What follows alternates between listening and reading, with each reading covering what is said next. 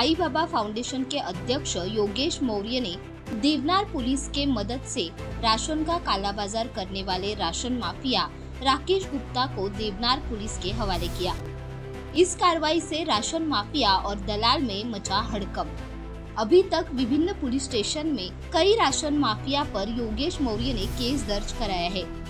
अब योगेश मौर्य के निशाने पर बड़े राशन माफिया दिलीप ठक्कर और अशोक ठक्कर और साथ ही गणपत पर भी योगेश मौर्य ने कार्रवाई की मांग सरकार से की है। आए दिन राशन माफिया गाड़ी व जगह बदल बदल कर गरीब जनता का राशन का कालाबाजार करने का तरीका अपनाते हैं। समाज सेवक योगेश मौर्य को इन राशन माफियाओं से अपने ऊपर हमला और झूठा केस में फंसाने की भी आशंका जताई है और सरकार और पुलिस से उचित कार्रवाई की मांग की है। और एक बात यह है कि धड़ल्ले से बनावट व्हील का भी ये राशन माफिया इस्तेमाल करते हैं।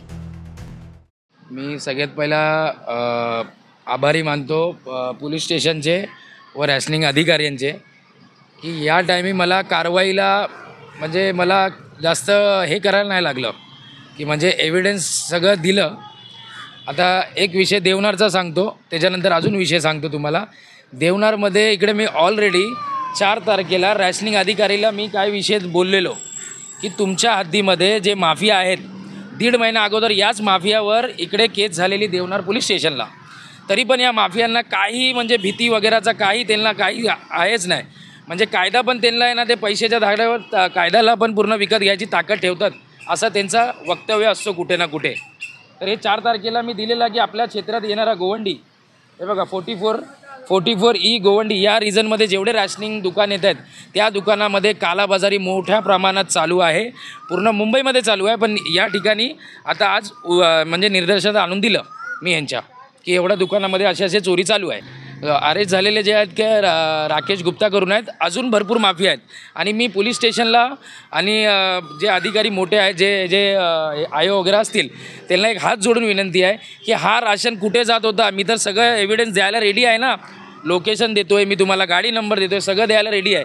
तरी पण आता त्याच्यावर का कारवाई झाली नाही, काय विषय आहे ते मला काहीच माहिती नाही आहे। पण मला आश्वासन असं DCP साहेबांनी पण दिलेलं आहे, रॅशनिंग अधिकाऱ्यांनी पण दिलेलं आहे की कारवाई 100% होणार यांच्यावर। पोलिसांची मिलीभगत या रॅशनिंग अधिकाऱ्यांची मिलीभगत मला एक सांगा, माहिती नसेल का हो सर, एक मला हे तरी सांगा ना। पण मला जे दिसतंय, आणि मी पहिला एक आभारी मानणार जे मंत्री आहेत योगेश कदमजी, छगन भुजबळ साहेब यांनी मला जे रिस्पॉन्स दिलेला आहे, आज मला असं वाटतं आहे की त्यांच्याच रिस्पॉन्सनी आज हे सगळं जे म्हणजे यांच्यावर कारवाईची जी तलवार आलेली आहे, टांगती तलवार आलेली आहे, हे मला त्यांच्या प्रयत्नांनी मला दिसत आहे। आणि इकडे जे माफिया आहेत, वारंवार मी प्रेस कॉन्फरन्समध्ये नाव पण घेतला की हे माफिया कोण आहेत। तर हे लोकलमध्ये जे माफिया आहेत, राकेश गुप्ता करून आहे, शिवदास गुप्ता करून आहे, अजून 2-3 जण इकडे माफिया आहेत जे छोटे मोठे आहेत ना, हे छोटे मोठे नाहीत। हे जेव्हा ग्राउंड लेवलला मी जातो गाडीजवळ तेव्हा ह्यांची वार्ता करायची, यांची भाषा हे जर तुम्ही बघणार का की मी सकाळी 100 नंबरवर कॉल केला, गाडी म्हणजे यायला थोडासा उशीर झाला तर तिकडून ती रिक्षा पळून गेली। मग जेव्हा तिकडे गेलो तर मोठा साठा दिसला, ते मी तुम्हाला व्हिडिओ आणि एव्हिडन्स मी तुम्हाला देतो। हे चिता कॅम्पमधून हे रिक्षावाल्यांनी सगळं तिकडून राशनिंग गोरगरिबांचा धान्य हे माफिया खात आहेत त्या रिक्षाच्याद्वारे। पहिले यांची टॅक्सी झाली, टेम्पो झाला, ओला उबेर झाली, आता रिक्षा, ह्याच्यामध्ये हे लोक माल वाहतूक करतात। हे तर मोठे माफिया आहेत, हे लोक मिल घेऊन बसले आहेत।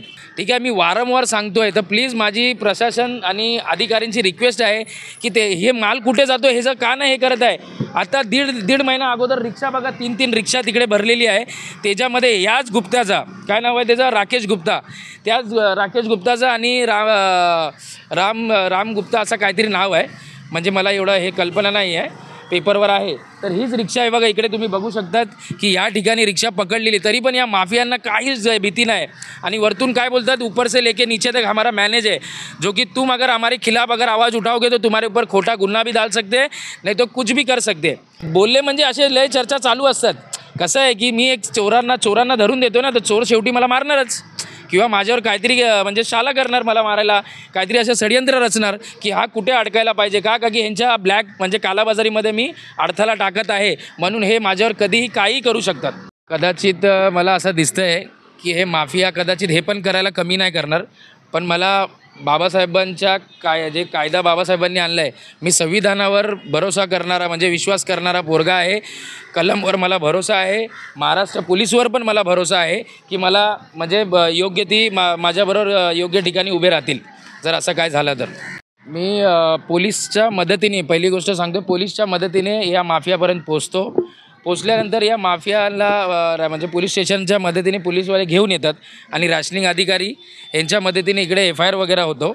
तर आत्तापर्यंत मी जिथे जिथे कारवाई म्हणजे पोलीसच्या मदतीने आणि राशनिंग अधिकारीच्या मदतीने केलेली आहे, तो पोलीस स्टेशनचं नाव घेतो. देवनार पोलीस स्टेशनला याच राकेश गुप्ताचा, ठीक आहे, शिवदास गुप्ता, राकेश गुप्ता हे आहे.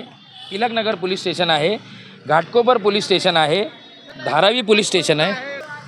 गणपत माफिया म्हणजे हे सगळे माफिया आहेत ना, हे करतात आहेत ना, पण ह्यांच्यावर कारवाई का नाही करत आहे? गणपत झाला, अजून भरपूर असे भरपूर जण आहेत, तर ह्यांच्यावर जर ह्यांना जसं सोडत आहेत, आता मला सांगा 1.5 महिना अगोदर ह्यांच्यावर कारवाई केली, केस केली, तरी पण हे लोक काय केले आहेत? बाहेर मस्त फिरत आहेत आणि आपलं सगळं राशनचं करतच आहे. तर हे माफिया काय ऐकत नाही आहे. हे जेवढे माफिया आहेत, राकेश गुप्ता, गणपत वगैरे जेवढे जण आहेत, सगळ्यांवर मोकोका टाकायचं मी साहेबांना रिक्वेस्ट करतो आहे की कडक ते कडक कारवाई करा, जेणेकरून गोरगरिबाचं धान्य हे माफियांच्यापर्यंत पोचणार नाही. आता ते पोलीस प्रशासनावर बघू काय करतात. आणि DCP साहेब एकदम म्हणजे त्यांनी मला एकदम पॉझिटिव्ह गोष्ट सांगितलेली आहे की कडक ते कडक कारवाई करण्यात येईल. आणि मी काही गोष्टी DCP साहेबांना पण सांगणार आहे की ह्यांचे हे कुठे आहेत, म्हणजे गोडाऊन वगैरे कुठे कुठे आहेत. आणि काय होतो आहे की काही असे म्हणजे समजून घ्या, काही असे पत्रकार आणि काही एजंट असतात की ते लोक काय करत आहेत माहीत आहे की येत आहेत, गाडी वगैरे हे करत आहेत आणि काहीतरी सेटलमेंट करून निघून जात आहेत. तर प्लीज माझी रिक्वेस्ट आहे की असं काय करू नका. गोरगरिबांचं धान्य हे त्यांच्यापर्यंत पोचवा. जर तुम्ही चांगले पत्रकार असतील किंवा काय असणार तर तुम्ही त्यांच्यापर्यंत हा विषय पूर्णपणे जे सरकार आपल्याला धान्य देतो आहे ते गरिबांच्या घरापर्यंत पोचायला पाहिजे, ही मी सगळ्यांना रिक्वेस्ट करतो आहे. आणि सगळ्यांना एक रिक्वेस्ट अजून करतो आहे की जर कोणाला राशनचं बरोबर भेटत नसेल किंवा राशनिंगद्वारे जे तुम्हाला वितरित होत आहेत ते जर तुम्हाला भेटत नसेल तर मला संपर्क करा. माझा फाउंडेशन आहे, आईबाबा फाउंडेशन, तुम्ही त्याच्यावर मला संपर्क करू शकतात. तुमच्या मदतीला मी येणार. चॅनलच्या माध्यमातून सरकारपर्यंत व रॅशनिंग मोठे अधिकारी, अन्न पुरवठा मंत्री यांच्यापर्यंत हा विषय तुम्ही पोचवा, हेच मी अपेक्षा करतो. नाहीतर हे माफिया उद्याचा माझा काहीही बरं वाईट करू शकतात. त्यांच्या मदतीने, रॅशनिंग अधिकारींच्या मदतीने आत्तापर्यंत देवनार, धारावी, तिलकनगर, घाटकोपर आणि आज जोगेश्वरीमध्ये पण FIR झालेली आहे, ओशिवरामध्ये.